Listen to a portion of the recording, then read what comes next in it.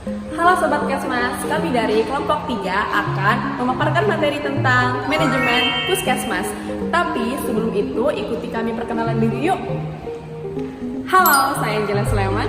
Saya Aulia Rahmadani. Saya Mirsa Nuraiza. Saya Fatika Rahmanisa.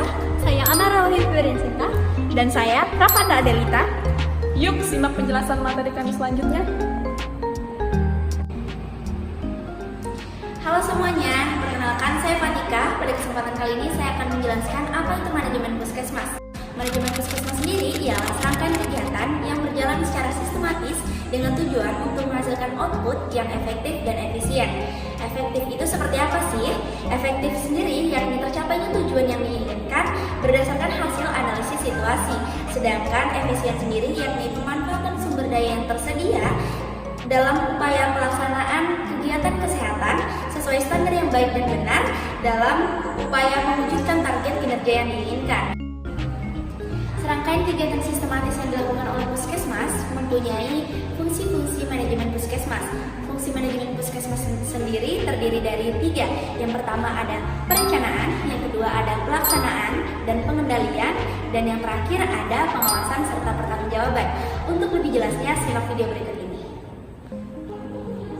Selanjutnya, fungsi manajemen. Fungsi manajemen yang digunakan oleh puskesmas yaitu dipakai dari fungsi manajemen yang dikemukakan oleh Terry, yaitu yang pertama ada planning atau perencanaan, yaitu sebuah proses yang harus dimulai dengan merumuskan tujuan sampai dengan alternatif kegiatan untuk mencapainya. Yang kedua ada organizing atau pengorganisasian, jadi yaitu serangkaian kegiatan manajemen untuk menghimpun semua sumber daya yang dimiliki puskesmas dan memanfaatkannya secara efisien untuk mencapai tujuan puskesmas. Yang ketiga ada actuating atau penggerakan pelaksanaan, adalah proses pembimbingan kepada staf agar mampu dan mau bekerja secara optimal dalam menjalankan tugas-tugasnya sesuai dengan kemampuan dan keterampilan yang dimiliki serta dukungan sumber daya yang tersedia.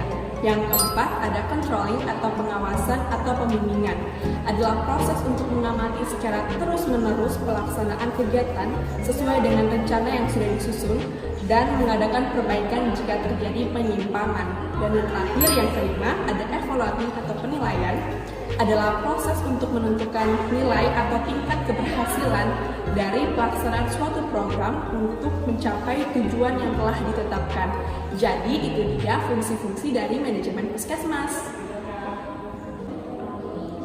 Siklus manajemen puskesmas diawali dengan tahap perencanaan, kemudian penggerakan pelaksanaan, dan tahap penilaian. Ini merupakan siklus yang berputar. Perencanaan yang akan dibuat di tahun berikutnya merupakan hasil dari penilaian kerja sebelumnya. Dari penggerakan pelaksanaan dilakukan suatu penilaian kinerja. Semua siklus harus melalui sistem pengawasan dan pengendalian. Dan dalam membuat siklus ini kita harus memiliki data. Data merupakan suatu hal yang paling penting dalam suatu manajemen puskesmas. Data yang kita ambil berupa data dasar, data UKM esensial, dan data UKM pengembangan. Menurut Kemenkes tahun 2012, model yang digunakan dalam manajemen puskesmas adalah manajemen P1, P2, dan P3, yaitu pengawasan, pengendalian, dan penilaian. Model yang pertama adalah model P1, yaitu perencanaan puskesmas. Perencanaan puskesmas juga biasa disebut dengan microplanning puskesmas. Microplanning puskesmas adalah penyusunan rencana 5 tahunan dengan tahapan tiap-tiap tahun di tingkat puskesmas. Tujuan umum microplanning adalah meningkatkan cakupan pelayanan program prioritas yang mempunyai daya ungkit terbesar terhadap penurunan angka kematian bayi, anak balita, dan fertilitas dalam wilayah kerjanya yang dapat meningkatkan fungsi puskesmas. Sedangkan menurut Departemen Kesehatan tahun 1989, tujuan khusus dari microplanning adalah yang pertama, mengembangkan dan membina pos-pos pelayanan terpadu KB kesehatan di desa-desa wilayah kerja puskesmas.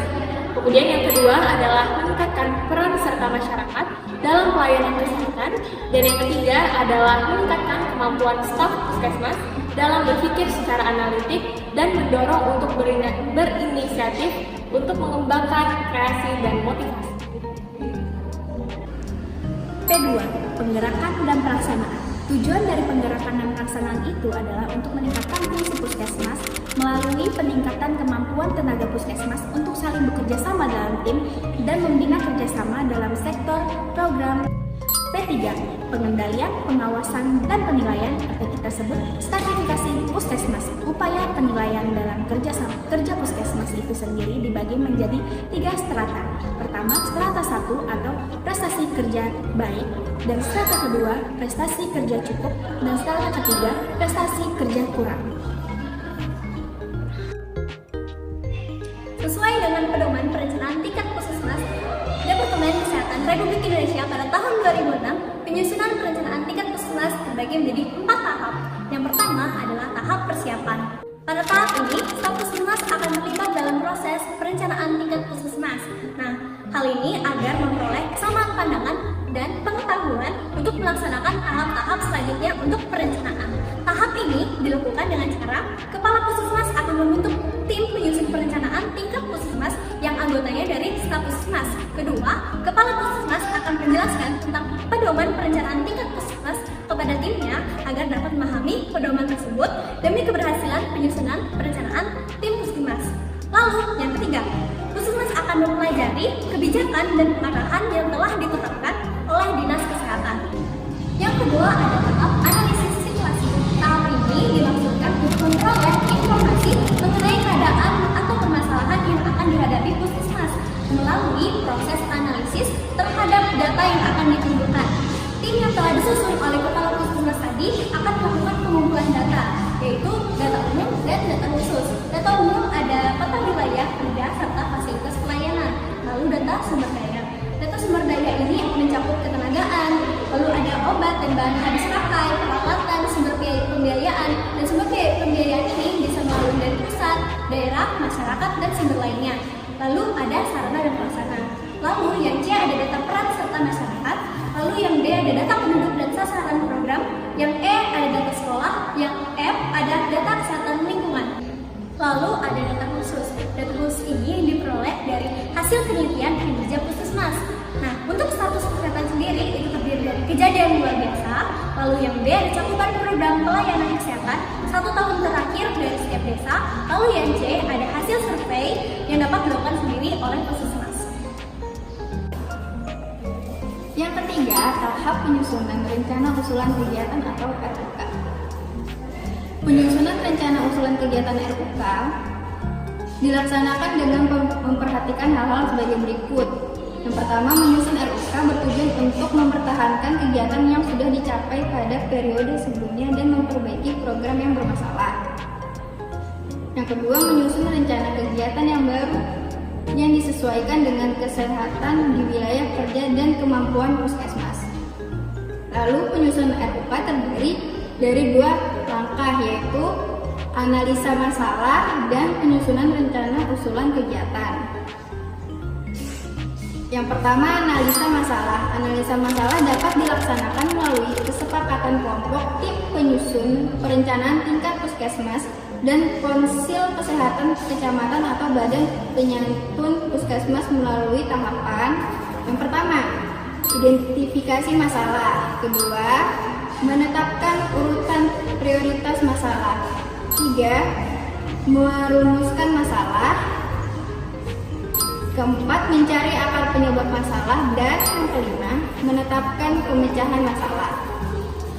Lalu yang kedua, penyusunan rencana usulan kegiatan RUK. Penyusunan rencana usulan kegiatan RUK meliputi upaya kesehatan wajib, upaya kesehatan pengembangan dan upaya kesehatan pengembangan dan upaya kesehatan penunjang. Yang keempat, ada tahap penyusunan rencana pelaksanaan kegiatan atau RPK. Langkah penyusunan RPK adalah yang pertama, mempelajari alokasi kegiatan dan biaya yang telah disetujui. Yang kedua, membandingkan alokasi kegiatan yang disetujui dengan RUK yang diusulkan dengan situasi pada saat penyusunan RPK. Yang tiga, menyusun rencana awal, rincian dan volume kegiatan yang dilaksanakan serta sumber daya pendukung menurut bulan dan lokasi pelaksanaan. Dan yang keempat atau yang terakhir, mengadakan